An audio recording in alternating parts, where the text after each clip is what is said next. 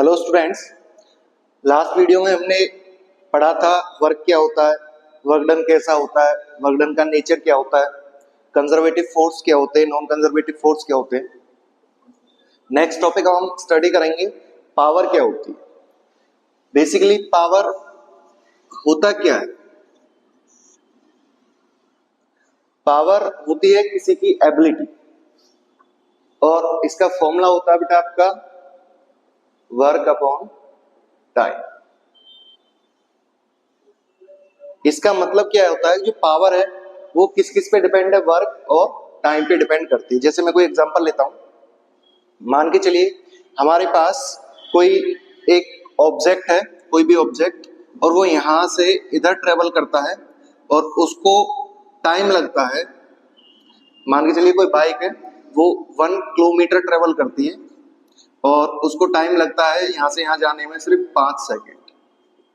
और second bike है, वो 1 किलोमीटर ट्रेवल करती है, उसको यहां से आने में टाइम लगता है 7 सेकेंड।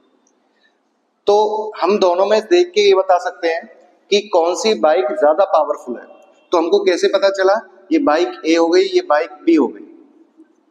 तो बाइक ए ने वही डिस्टेंस ट्रेवल की 5 सेकेंड के अंदर, बाइक बी ने वही डिस्टेंस ट्रेवल की 7 सेकेंड के अंदर। तो इसका मतलब दोनों में से कौन सी बाइक ज्यादा पावरफुल है? तो हम लिख सकते हैं कि बाइक ए ज्यादा पावरफुल है। कैसे पता चला हमको? क्योंकि इसने टाइम लिया 5 सेकेंड और इसने टाइम लिया 7 सेकेंड। तो टाइम कम हुआ तो इसका मतलब इसकी पावर ज्यादा है। तो पावर जो होती है वो टाइम का इनवर्स होती है। जहां टाइम कम लगेगा वहां पावर ज्यादा होगी किसी भी काम को करने के लिए। अच्छा, तो पावर एक तो डिपेंड हो गई बेटा किस पर? टाइम पर। दूसरी चीज हम देखेंगे कि हम कोई काम करते हैं बेटा, कोई पर्सन है एक्स, वो काम करता है 50 जूल इन 10 सेकेंड। दूसरा पर्सन है बेटा कोई वाई, ये काम करता है 60 जूल इन 10 सेकेंड। दो केसेस है हमारे, पर्सन एक्स और पर्सन वाई। पर्सन एक्स जो वर्क कर रहा है 50 जूल कर रहा है, टाइम आपका 10 सेकेंड। पर्सन वाई जो वर्क कर रहा है वो आपका 60 जूल कर रहा है, टाइम इसने भी कितना लिया? 10 सेकेंड। तो हम बता सकते हैं कि कौन से पर्सन की एक्स वाई में से कौन से पर्सन की ज्यादा पावर है। तो हम लिख देंगे कि ये पर्सन जो वाई है ये ज्यादा पावरफुल है। क्यों है? क्योंकि इसने उसी टाइम में कितना वर्क कर दिया? 60 जूल। और इस पर्सन ने उसी टाइम में काम किया था 50 जूल, तो ये इससे 10 जूल एक्स्ट्रा पावरफुल है। तो it means the power is also depend on work. So power हमारी क्या होती है? जो वर्क और टाइम पर डिपेंड करती है। तो हम इसका बेसिकली फॉर्मूला हो गया पावर का, P equals to work upon time. और इसकी हम डेफिनेशन लिख सकते हैं, the power is defined as the work is done by an object in per second time। कोई भी ऑब्जेक्ट जो काम करता है टाइम के अकॉर्डिंग, तो वो क्या होती है? उसकी पावर होती है, एबिलिटी होती है। तो नेक्स्ट हम स्टडी करते हैं बेटा पावर का फॉर्मूला। तो पावर को हम P से दर्शाते हैं, हो गया work upon time. This is power. अब जो पावर होती है इसको मापते किसमें? SI unit. SI unit. Work की SI यूनिट होती है बेटा, हमने पढ़ा है जूल। टाइम की SI यूनिट होती है सेकेंड। तो पावर हो जाएगा joule second inverse. And joule second inverse की भी हम एक ड्राइव्ड यूनिट ले लेते हैं जो होती है आपकी वाट। तो पावर को हम किस में दर्शाएंगे? वॉट के अंदर दर्शाएंगे, SI यूनिट के अंदर। Dimensional formula, dimensional formula of power P। Work का डायमेंशन हमने पढ़ा है बेटा ML2T-2।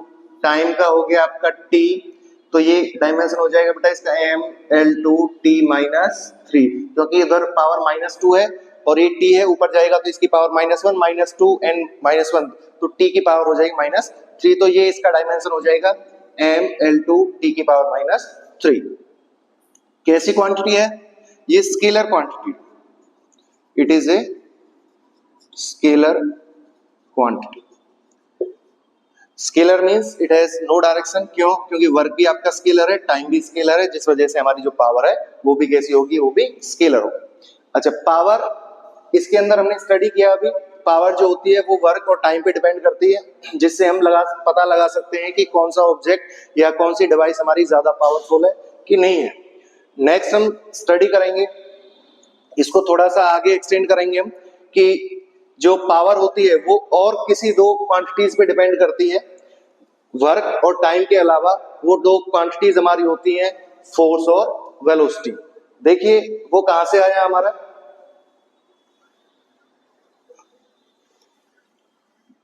हमने फॉर्मूला पढ़ा, हमने अभी फॉर्मूला पढ़ा था, power equals to work upon time. Work हम ऑलरेडी लास्ट लेक्चर में डिस्कस कर चुके हैं, वर्क होता है बेटा आपका फोर्स इनटू डिस्प्लेसमेंट अपॉन ये टाइम हो गया as it is. Now displacement upon time ये एक होता है बेटा वेलोसिटी।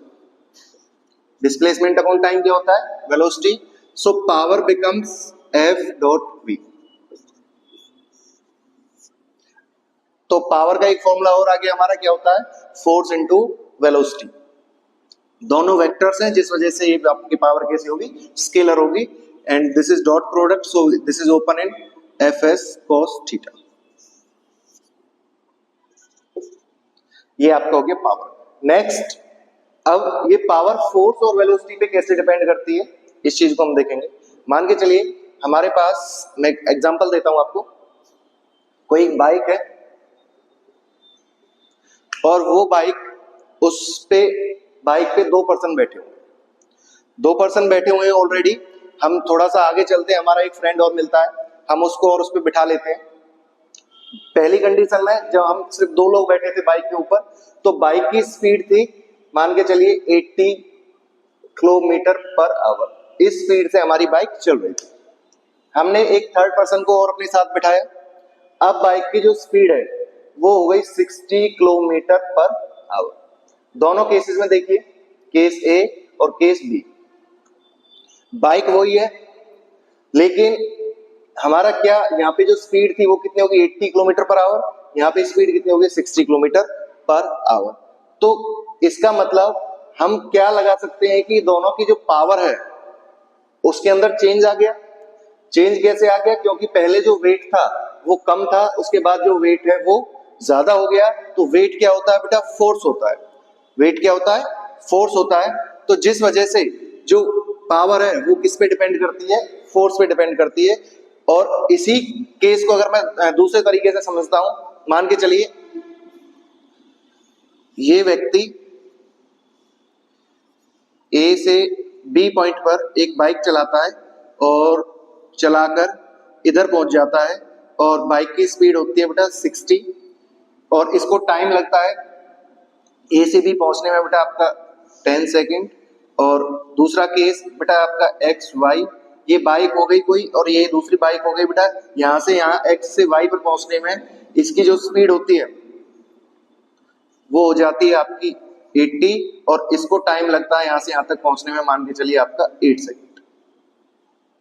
देखिए इसकी जो स्पीड थी इस बाइक की वो 60 थी, इस बाइक की स्पीड है जो 80 है, और टाइम क्योंकि 60 है तो ऑब्वियसली ज्यादा लगेगा, इधर 80 स्पीड है तो ऑब्वियसली कम लगेगा। तो इसका मतलब हमारे पास दोनों बाइक में से कौन सी ज्यादा पावरफुल बाइक है? एक तो बाइक है कि उस डिस्टेंस को ट्रेवल कर रही है 10 सेकंड में, एक बाइक है जो उस डिस्टेंस को ट्रेवल कर रही है 8 सेकंड में। तो हम कह सकते हैं कि कौन सी ज्यादा पावरफुल है? तो बाइक भी जो आपकी एक्स वाई है ये ज्यादा पावरफुल होगी, क्योंकि इसने टाइम कम कंज्यूम किया उस डिस्टेंस को ट्रेवल करने में, और इसकी स्पीड भी इससे ज्यादा है। तो इसका मतलब पावर एक और चीज पे डिपेंड करती है, किस पर? स्पीड या वेलोसिटी पर। तो हम लिख सकते हैं कि जो पावर है this is also depend on the velocity. So the power का फॉर्मूला हो गया P equals to force into velocity, ये आपका पावर होती है। जैसे और एग्जांपल देता हूं बेटा मैं आपको, देखिए जैसे वर्क डन है आपका, वर्क डन वर्क डन की एसआई यूनिट होती है बेटा जूल, और वर्क डन किसके बराबर होता है बेटा फोर्स इनटू डिस्प्लेसमेंट। तो फोर्स की यूनिट हो गई न्यूटन, डिस्प्लेसमेंट की हो गई मीटर। तो 1 जूल कब होगा? जब कोई ऑब्जेक्ट पर हम 1 न्यूटन फोर्स लगाते हैं और वो डिस्प्लेस्ड आपका 1 मीटर होता है, तो जो वर्क डन कहलाएगा वो हमारा कितना कहलाएगा? 1 जूल कहलाएगा। ऐसे ही अगर मैं पावर निकालता हूं, पावर हो 1 वाट, 1 वाट किसके बराबर हो जाएगा? पावर होती है बेटा वर्क अपॉन टाइम, और वर्क को मापते हैं जूल में, टाइम को मापते हैं सेकंड में, तो ये हो गया आपका 1 जूल 1 सेकंड। तो 1 वाट का मतलब क्या हो गया कि कोई ऑब्जेक्ट ने काम किया 1 जूल कितने टाइम में? 1 सेकंड में, तो हमारा क्या निकल के आया? 1 वाट निकल के आया। तो इसका मतलब वाट जो होगी वो हो गया जूल पर सेकंड। जितना भी कोई ऑब्जेक्ट काम कर रहा है 1 सेकंड में, तो उससे क्या पैदा हो रही है? 1 वाट, मतलब पावर पैदा होती है। इस चीज को ऐसे समझेंगे, मान के चलिए हमारे पास बल्ब होते हैं, एलईडी बल्ब, आपने सभी ने देखे हैं। कोई बल्ब होता है आपका 10 वॉट का, कोई बल्ब होता है आपका 20 वॉट का। तो इसका मतलब क्या होता है? मान के चलिए 10 वाट, बल्ब पे लिखा हुआ है 10 वाट, तो ये कितनी एनर्जी रिलीज करेगा? मैं आपसे क्वेश्चन करता हूं, हमारे पास एक बल्ब है 10 वाट का, ये कितनी एनर्जी रिलीज करेगा आधे घंटे जलने तक? क्योंकि हमको पता बाप का क्या होता है, बल्ब से क्या होती है? एनर्जी निकलती है। तो हमारे पास फॉर्मूला हो गया P equals to W upon T. यहां से बेटा मैं वर्क या एनर्जी निकालता हूं तो फॉर्मूला हो जाएगा P इंटू टी। अब पावर आपको दी हुई है 10 वाट, टाइम आपका मैंने अभी बताया था हाफ आवर, हाफ आवर को कन्वर्ट कर लेंगे, कितना हो जाएगा बेटा आपका? 60 इंटू 30, तो ये हो गया आपका 1800, 1 2 3 18,000 जूल। इतना वर्क करेगा जब वो बल्ब 10 वाट का जलता रहेगा। कितने टाइम तक? आधे घंटे तक ये बल्ब जलता रहेगा। तो इतना जूल ये एनर्जी को रिलीज करेगा, इतना ये वर्क करेगा। तो इसका मतलब ये है कि जो बल्ब है वो कितने वाट का है? 10 वाट का है। ये हर सेकंड कितने वाट एनर्जी निकाल रहा है? 10 वाट एनर्जी निकाल रहा है एवरी सेकंड के अंदर। तो कितने के? 3 इंटू 60, ये सेकंड में कन्वर्ट कर लिया, इसके अंदर जो एनर्जी निकालेगा वो 18,000। सिंपल है बिल्कुल। नेक्स्ट, ये आपका आई थिंक 1 वाट बिल्कुल क्लियर है। 1 वाट क्या हो गया? Work done doing by an object in पर सेकंड। 1 सेकंड में जो वर्क डन करेगा कोई भी ऑब्जेक्ट, तो उससे जो आपकी पावर जनरेट होगी वो कितनी होगी? 1 वाट। नेक्स्ट आता है बेटा हॉर्स पावर, इसके बारे में और देख लीजिए। पावर से एक बड़ी यूनिट होती है जिसको हम बोलते हैं हॉर्स पावर, और इसके अंदर जो वाट यूज होते हैं वो होती हैं 746 वॉट। ये कई बार हमारे जो मोटर्स होती हैं वो एचपी में मापते हैं हॉर्स पावर। जब हमको कुछ ज्यादा पावर की जरूरत पड़ती है तो उसको हॉर्स पावर बोलते हैं, और 1 एचपी आपको होता है 746 वॉट के बराबर होता है। तो आपका बेसिकली पावर क्या होता है ये बिल्कुल क्लियर है। पावर आपकी होती है वर्क अपॉन टाइम, पावर आपका होता है फोर्स इनटू वेलोसिटी, और पावर जो होती है आपकी 1 जूल वर्क डन हुआ 1 सेकंड के अंदर, तो आपकी पावर जनरेट हो गई। तो इन क्वांटिटीज में पावर आपकी डिपेंड करती है। नेक्स्ट हम स्टडी करते हैं बेटा कि मान के चलिए मैं कोई एग्जांपल लेता हूं। हमारे पास एक कोई पंप है और उसको मैंने चलाया, और उसने एक ऊपर हमारा कोई वाटर का स्टोरेज के लिए हमारी कोई कैन रखी हुई है, और इसने पानी को इधर पहुंचा दिया, इस कैन को फिल कर दिया। देखिए इस पंप को हमने पावर दी बेटा, तो ये चला, इसने अपना वर्क किया और इधर पानी को पहुंचाया, इसने अपना काम किया कंप्लीट। तो अब इसके पास बेटा 2 पावर है। एक तो इस पंप की ऑलरेडी पावर है, जैसे किसी पे लिखा होता है इतने वॉट है इतने वॉट है, और वो हम इसको दे रहे हैं वर्क कर कर, हम इसको जब चलाएंगे तो वो हम इसको दे दिया। तो इस पावर को बोलेंगे क्या हम? Input power. जो इसने वर्क करके दिया, जो इसने पानी को इधर पहुंचाया, ये इसका वर्क डन था। तो जितने टाइम में किया, तो वर्क अपॉन टाइम आपका क्या होता है? पावर होती है। तो जो इसने वर्क किया वो पावर आपकी क्या कहलाएगी? Output power. अब 2 तरीके की पावर होगी बेटा हमारे पास, एक इनपुट और दूसरी आउटपुट। इनपुट पावर जो हम देते हैं, आउटपुट पावर जो ऑब्जेक्ट या जो कोई मशीनरी है वो काम करके देती है, उसको बोलते हैं आउटपुट पावर। अच्छा, आउटपुट पावर जो होगी वो हमेशा इनपुट पावर से कम होगी। आउटपुट जो हमें वो मिलेगा वो हमेशा इनपुट से कम मिलेगा, क्योंकि जो हमारा इसको निकालने का फॉर्मूला होता है आपका इफिशियंसी। इफिशियंसी को ईटा से दर्शाते हैं। इसका फॉर्मूला होता है output power upon input power. Efficiency क्या कहलाती है? Output power upon input power. So ये पावर आपकी जो आउटपुट होगी वो इनपुट से हमेशा लेस देन होगी, जिस वजह से जो एफिशिएंसी होगी, चाहे हमारी कितनी से कितनी भी अच्छी कोई मशीनरी कोई ऑब्जेक्ट है, वो क्या रहेगा, वो इफिशियंसी उसकी ज्यादा से ज्यादा 60% 70% तक लास्ट उसकी क्या रहेगी, एफिशिएंसी होगी। इससे ज्यादा वो आपके लिए ज्यादा एफिशिएंट नहीं रहेगा।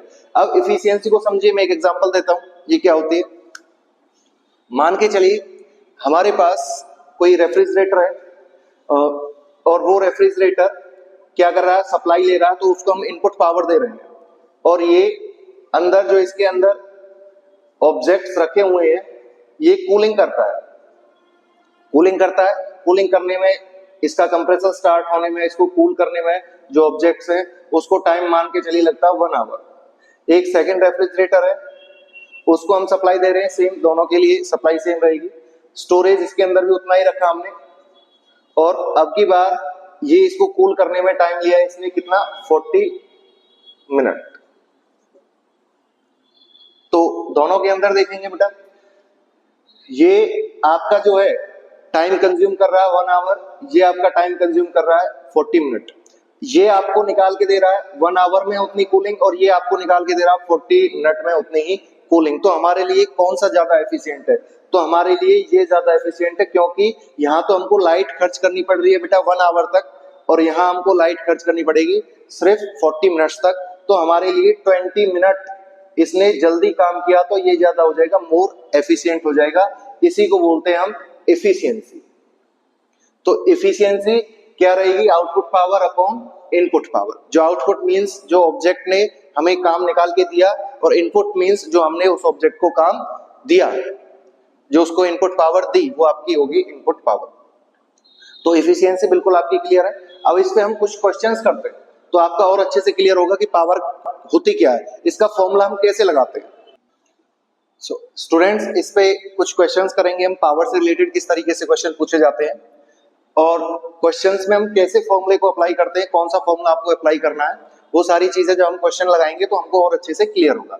तो क्वेश्चन आता है आपका first, a pump on the ground floor of a building can pump up water to fill the tank of volume 30 meter cube in 15 minutes if the tank is 40 meter above the ground and efficiency of the pump is 30%.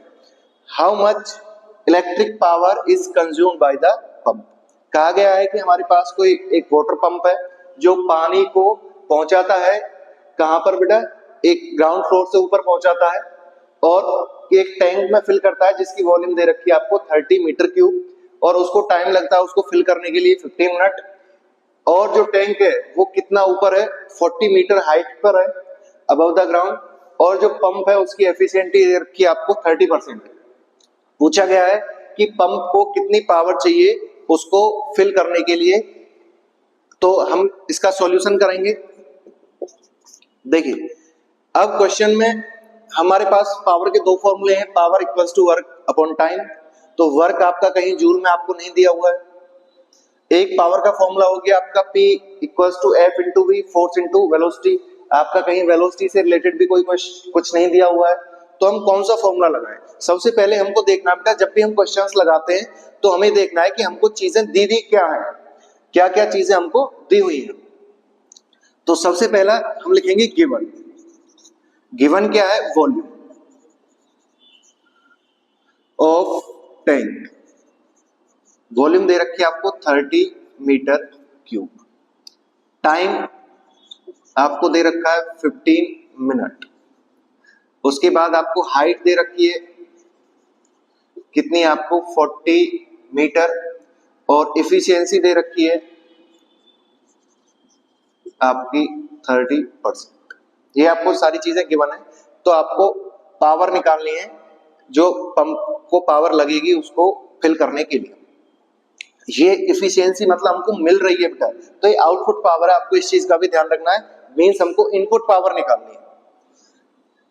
Volume हमारी है 30 metre cube. अच्छा, 1 metre cube की जो density होती है 1 metre cube, वो किसके बराबर होता है बेटा? डेंसिटी का फॉर्मूला देखिए, डेंसिटी होती है आपकी मास इनटू वॉल्यूम। अब हमारे पास वॉल्यूम गिवन है, हमको मास निकालना है। पर मीटर क्यूब के लिए जो डेंसिटी होती है वो कितनी होती है बेटा? 1000 kg मीटर माइनस 3, ये होती है आपकी 1 मीटर क्यूब के लिए डेंसिटी। सो 30 मीटर क्यूब के लिए ये कितनी हो जाएगी बेटा? 30 इंटू 1000, तो ये हो जाएगा आपका 30,000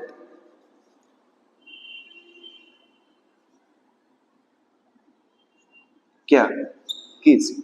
ये वॉल्यूम दे रखा था, तो वॉल्यूम पुट करेंगे, मास निकालेंगे, तो ये आपका हो जाएगा 30,000 केजी।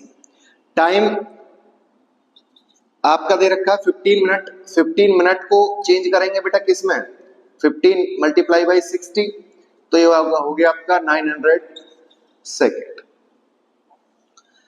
ठीक है, नेक्स्ट आपका आता है हाइट। हाइट मींस डिस्टेंस आपको दे रखी है 40 मिनट और इफिशियंसी दे रखी है आपको 30%। अब आपको देखना है कि हम इसके अंदर कौन सा फॉर्मूला लगाएं कि हमारा हाइट तो हमको दे रखी है h, मास भी हमने निकाल लिया कितना? 30,000 kg, h भी हमको गिवन है। क्या हमारा कोई ऐसा फॉर्मूला है एनर्जी या वर्क का जो मास से और हाइट से रिलेटेड है? तो आप कहोगे सर है, बिल्कुल। कौन सा फॉर्मूला होता है बेटा? Work done energy equals to आपकी किसके बराबर होती है? mg into h। So m हो गया बेटा आपका 30,000, g ग्रेविटी, ग्रेविटी की वैल्यू 9.8, रफली मैं 10 ले लेता हूं। हाइट आपकी दे रखी है 40, तो ये क्या हो गया आपका mgh, वर्क डन निकल गया, एनर्जी निकल गई। अब इसके अंदर हमको बेटा और क्या दे रखा है? टाइम दे रखा था 15 मिनट, तो पावर निकालेंगे। पावर क्या होती है बेटा? Work upon time. तो इसके अपॉन में और टाइम कर देता हूं मैं, 30,000 multiply by 10 multiply by 40 upon कितना हो जाएगा? 900। तो 2 zeros आर कैंसिल आउट, 3 से गया है 1 टाइम और 3 से गया है 3 टाइम, तो ऊपर हो गया आपका 4 इंटू 1 4, 1 2 3 4 zeros अपॉन 3, ये आ गया बेटा इतने वाट। ये क्या थी बेटा? पावर। जो कौन सी पावर थी जो हमारी, हमने उसको वहां तक पहुंचाया। अब हमको बताना क्या है कि इसने कितनी पावर कंज्यूम्ड की, मींस हमको इनपुट पावर निकालनी है। तो एफिशिएंसी का भी आपको फॉर्मूला बताया था, ईटा किसके बराबर होता है बेटा? Output upon input. अब ये आपको दिया हुआ 30% आउटपुट पावर, अभी हमने निकाली है बेटा कितनी है? ये हो गया आपका 40,000 अपॉन 3, और इनपुट हमको निकालना। सो इनपुट पावर हमारी ये इधर आ जाएगा, तो हो गया आपका 40,000 अपॉन 3 इंटू 30%। 30%, इसका मतलब पर 100, तो ये जीरो कैंसिल आउट, और ये हो गया आपका 40 0 0 0 0 and 0 upon 9, so this becomes 4। तो इसको मैं ऐसे लिख सकता हूं बेटा, आगे देखिए, ये आ गया आपका question 40 into 10 raise to power 1 2 3 4 upon 9, तो ये हो जाएगा आपका 4.4 इंटू 10 रेज टू पावर 4, ये आ गया आपका वाट। और देखिए इसको मैं पॉइंट्स को हटाता हूं, तो ये हो जाएगा 44 इंटू 10 की पावर 3 वाट, और 10 रेज टू पावर 3 को क्या बोलते हैं हम? किलो। तो इसका मतलब इसको मैं ऐसे लिख सकता हूं 44 किलो वाट। तो पावर जो हमारी निकल के आई, इनपुट पावर हमको कितनी देनी पड़ेगी उस पंप को? कितनी देनी पड़ेगी बेटा? Power equals to 44 kilowatt, ये हमको इनपुट पावर उस पंप को देनी पड़ेगी। इतनी वो पावर लेगा किसको? 30 मीटर क्यूब वॉल्यूम के टैंक को फिल करने के लिए 15 मिनट में, और जो कितनी हाइट पे रखा हुआ है, 40 मीटर हाइट पे रखा हुआ है। इसमें बेटा एक और क्वेश्चन देखिए, पावर से related an elevator can carry maximum load 1800 kg is moving up with a constant speed 2 meter per second. The frictional force is 4000 Newton. Determine minimum power delivered by the motor. हमारे पास कोई elevator है और वो elevator जो lift होती है उसका जो मैक्सिमम लोड है उसके अंदर वो कितना है, 1800 kg उस लिफ्ट के अंदर वेट है बेटा, और वो क्या कर रही है, 2 मीटर पर सेकेंड की स्पीड से ऊपर की तरफ जा रही है। साथ ही उसपे जो फ्रिक्शनल फोर्स है वो कितना लगा हुआ है, 4000 न्यूटन। तो आपको उसकी मोटर की पावर निकालनी है जिस वजह से ये इस वेट के साथ ऊपर जाती है। तो आपको सॉल्यूशन करना है। मैंने बताया था सबसे पहले हम किस चीज पे ध्यान देंगे कि हमको गिवन क्या है, हमको निकालना क्या है और फॉर्मूला कौन सा लगाना है। तो गिवन हो गया आपका वेट या मास कितना दे रखा है, 1800 kg। मैक्सिमम लोड जो आपको दे रखा है 1800 kg। वेलोसिटी आपको दी हुई है 2 मीटर पर सेकेंड की स्पीड से ऊपर की तरफ जा रहा है, और फ्रिक्शनल फोर्स आपको दिया हुआ है 4000 न्यूटन। ये चीजें आपको गिवन है। पावर निकालनी है तो बेसिकली हमको पता है, अब वेलोसिटी दी हुई है तो वेलोसिटी से रिलेटेड पावर का कोई फॉर्मूला हमारे दिमाग में आता है, बिल्कुल आता है। पावर जो होती है वो किसके बराबर होती है बेटा, फोर्स इंटू वेलोसिटी। ठीक है, पावर हो गई आपकी फोर्स इंटू वेलोसिटी, वेलोसिटी आपको गिवन है। अच्छा ये फोर्स कौन सा है बेटा, ये जो गिवन फोर्स है ये तो फ्रिक्शनल फोर्स है, हमको वो फोर्स निकालना है जिस फोर्स के साथ ये ऊपर की तरफ बढ़ रही है। तो इसको देखेंगे बेटा, हमारे पास कोई एलिवेटर है हेरा, और इसके अंदर जो मास है वो कितना है आपका 1800 kg, और जो इस पे फ्रिक्शनल फोर्स लग रहा है वो कितना लग रहा है बेटा आपका 4000 न्यूटन। अब ये जहां ऊपर की तरफ रही है किस वेलोसिटी से, 2 मीटर पर सेकंड की वेलोसिटी से ऊपर की तरफ जा रही है। अब एक फोर्स तो हो गया बेटा आपका ये रहा 4000 न्यूटन जो फ्रिक्शनल फोर्स है, लेकिन इस मास की वजह से जो फोर्स लग रहा है उस फोर्स को क्या बोलते हैं हम, mass into gravity mg। So total force हम निकालेंगे क्योंकि इसका फोर्स और फ्रिक्शनल फोर्स दोनों फोर्सेस को साथ लेके वो लिफ्ट ऊपर की तरफ बढ़ रही है। तो टोटल फोर्स क्या हो जाएगा बेटा आपका, mg का फोर्स प्लस फ्रिक्शनल फोर्स। तो ये हो गया आपका मास 1800, g 9.8 वही रफली में 10 ले लेता हूं, प्लस फ्रिक्शनल फोर्स आपका हो गया 4000। तो देखेंगे ये हो गया 1800 इंटू 10, 18,000 प्लस 4000, तो ये हो जाएगा आपका 22,000 न्यूटन। ये आ गया आपका total force of the lift. अब आपको फोर्स पता चल गया, वेलोसिटी पता चल गई, तो पावर के फॉर्मूले में रख दीजिए simple, P equals to force हो गया आपका 22,000 और वेलोसिटी होगी आपकी 2, तो पावर निकल के आ जाएगी बेटा 44,000 वाट। और क्योंकि ये 1000 है तो इसको मैं क्या लिख सकता हूं बेटा, 44 किलो वाट। ये पावर वो मोटर के अंदर ये पावर रहेगी जिस वजह से वह मोटर क्या करेगी, उस लिफ्ट को ऊपर की तरफ ले जाएगी, कितनी वेलोसिटी से, 2 मीटर पर सेकंड की वेलोसिटी से।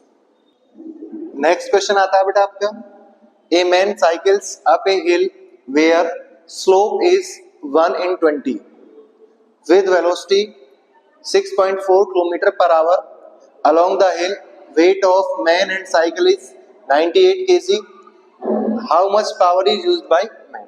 कह रहा है कि कोई एक हिल है जिसके स्लोप के साथ, कोई ऐसा नहीं जा रहा बेटा, सीधा हिल है तो ऑब्वियसली ऐसे स्लोप बनेगा, उस पे चलता है किससे बेटा, साइकिल से, और साइकिल पर और उस जो आदमी है उन दोनों का वेट आपको दे रखा 98 kg, और किस वेलोसिटी से, 6.4 किलोमीटर पर आवर की वेलोसिटी से उस पे चढ़ता है, और जो स्लोप दे रखा है वो दे रखा है 1/20। देखेंगे हमारे पास इस तरीके से कोई पहाड़ी बनी हुई है और ये एंगल हो गया बेटा आपका थीटा, तो यहां से यहां ये चढ़ रहा है, किस वेलोसिटी से चढ़ रहा है बेटा आपका, 6.4 किलोमीटर पर आवर की वेलोसिटी से ये चल रहा है।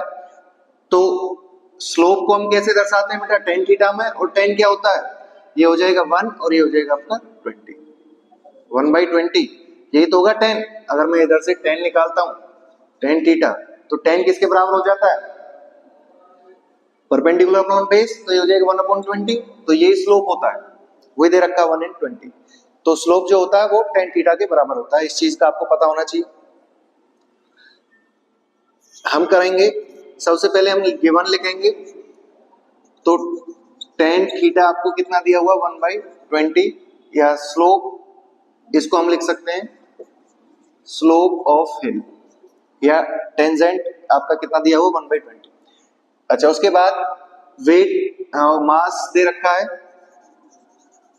Of man and cycle, total mass आपको दे रखा है 98 kg, और वेलोसिटी आपको दी हुई है 6.4 किलोमीटर पर आवर। तो इसको मीटर पर सेकंड में करने के लिए हम क्या करते हैं, मल्टीप्लाई कर देते हैं 5/18 से, तो हो जाएगा 6.4 मल्टीप्लाई बाई 5/18, ये आ जाएगा मीटर पर सेकंड। ऐसा यूनिट में हमने इसको कन्वर्ट कर लिया वेलोसिटी। पावर निकालनी है, तो पावर का फॉर्मूला हमारे पास क्या होता है बेटा, पावर वही होती है हमारी फोर्स इनटू वेलोसिटी। अब हमारे पास वेलोसिटी तो है, हमको क्या और निकालना है, फोर्स और निकालना है। फोर्स के लिए अब यहाँ पे बेटा थोड़ा सा देखेंगे, इधर हमारे पास ये कोई ऑब्जेक्ट है, मैन चल रहा है बेटा, इसके ऊपर चल रहा है, तो इसको देखिए थोड़ा सा कि यहां से बेटा ये इसकी जो वेलोसिटी है वो इधर की तरफ चल रही है, क्लियर। अब इस पर बेटा नीचे की तरफ एक फोर्स लग रहा है जिसको बोलते हैं हम m इंटू जी, ठीक है, ये थीटा है, तो ये डिसॉल्व होता है बेटा साइन और कॉस के अक्रॉस, तो ये भी आपका क्या हो जाएगा, थीटा इन दोनों के बीच जो बन रहा है, तो एक फोर्स आपका इधर हो गया, तो this force is mg sine theta, और ये फोर्स हो जाएगा आपका mg cos थीटा, और जो इसके वेट की वजह से फोर्स लग रहा है वो फोर्स होगा आपका mg। तो टोटल जो फोर्स होगा, अब ये जो जिस वेलोसिटी से बेटा इधर की तरफ चल रहा है, तो एक तो इसका जो खुद का वजन है उसकी वजह से जो फोर्स लग रहा है वो हो गया आपका mg, और एक जो इसको रिपोज कर रहा है, रिपेल कर रहा है, जो आपका फ्रिक्शनल का फोर्स होगा, क्योंकि ये ऊपर की तरफ चढ़ रहा है तो इसको ताकत लगानी पड़ रही है ऊपर चढ़ने के लिए, तो ये जो स्लोप है ये इसको बेटा क्या कर रहा है, फ्रिक्शन का फोर्स लगा रहा है अपोजिट डायरेक्शन में, और वो फोर्स कौन सा है बेटा, mg sin थीटा।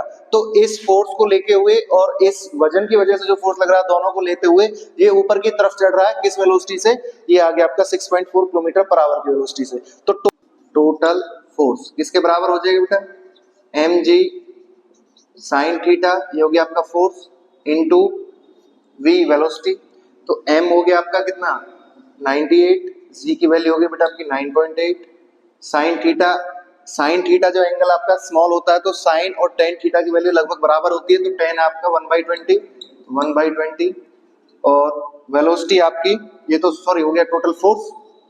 पावर निकालनी है हमको, ये होती है फोर्स इनटू वेलोसिटी, तो ये हो गया आपका फोर्स, इसमें और मल्टीप्लाई कर दिया हमने किससे, वेलोसिटी से, तो हो जाएगा 98 इंटू 9.8 इंटू 1/20 इंटू वेलोसिटी हो गई आपकी कितनी 6.4 मल्टीप्लाई बाई 80, क्योंकि इसको हमने मीटर पर सेकंड में किया, तो सभी की मल्टीप्लाई करेंगे, यहां से जो पावर है लगभग आपकी निकल के आएगी 72 वॉट।